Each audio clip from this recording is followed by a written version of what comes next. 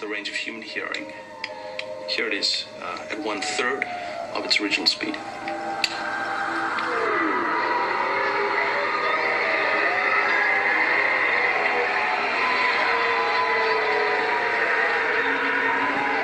Multiple individuals, literally thousands.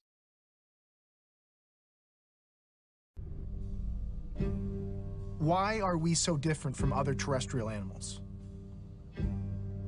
According to the theory, it's because there was a time when early humans spent much of their lives in the sea. And the traits that make us so different from other land animals are a legacy from this period.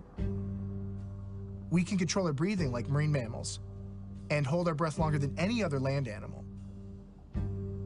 The human record for breath holding is nearly 20 minutes. That's almost as long as a dolphin can dive. Compared to our closest relatives, the apes, we have a much more flexible spine, and we have partial webbing between our fingers and toes that they don't have. These are features for an aquatic environment. Why have them unless to help us swim? And human babies hold their breath underwater automatically. They instinctively know how to swim, whereas a baby chimp or gorilla would drown. And unlike other apes, we shed our hair. Hair creates drag in water, and we have a thick layer of insulating fat that keeps us warm in water. The only other animals born with as thick a fat layer are exclusively marine mammals.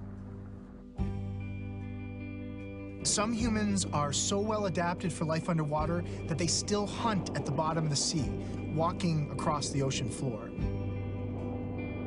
The Moken people of Southeast Asia can contract their pupils at will to control for water distortion. They actually see underwater as clearly as if they were wearing a mask. And in some places in the world, humans are still so proficient in the water that they can catch fish without hooks or nets. All these adaptations for life in the water, but we lack adaptations that are commonplace in other land animals. We shed salty tears and sweat. Salt and water are valuable resources. Other land animals have efficient ways of conserving them. We don't. Why? Because part of our evolution took place in the sea.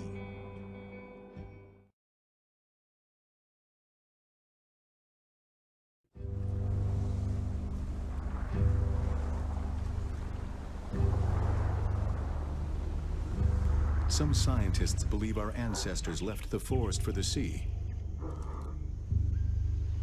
But what pulled them here? What drew them to the water's edge?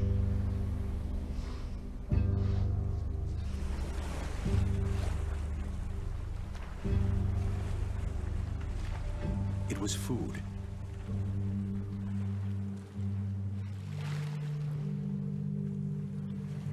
It is even thought our ability to walk fully upright first evolved here, wading in the shallows where food was easily found.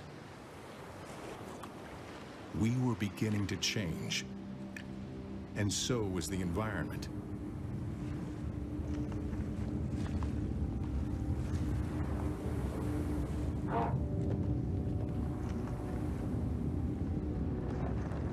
Earthquakes, volcanic activity along the coast. The East African coast would soon be flooded over by a rising sea. Some of our ancestors pulled inland. Others went in a different direction.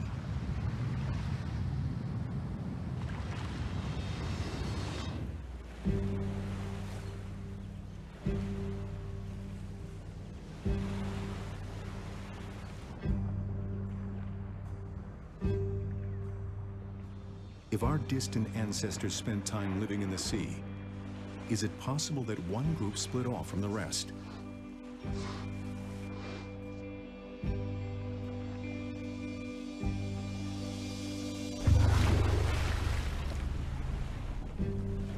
And rather than retreating from the water, did they go deeper in?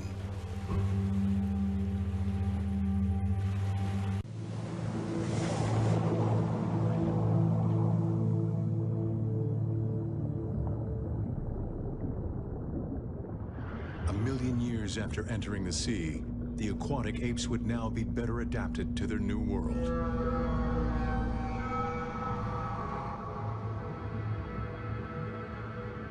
They've lost most of their hair and can hold their breath for minutes at a time. They are still learning how to hunt. They're learning by observation.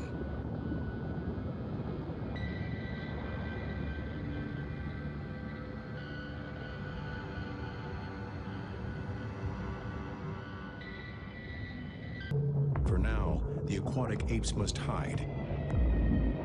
But eventually they will learn to defend themselves against the dangers present in their new world.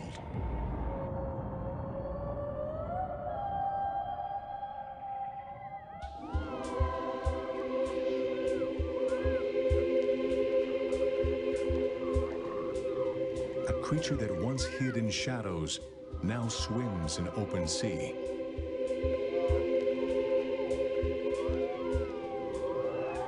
They are not alone here.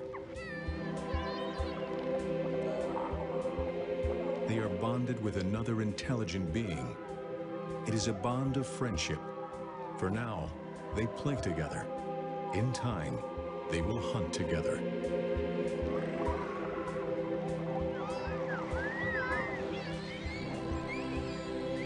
Their ancestors slept in trees. They now swim through them.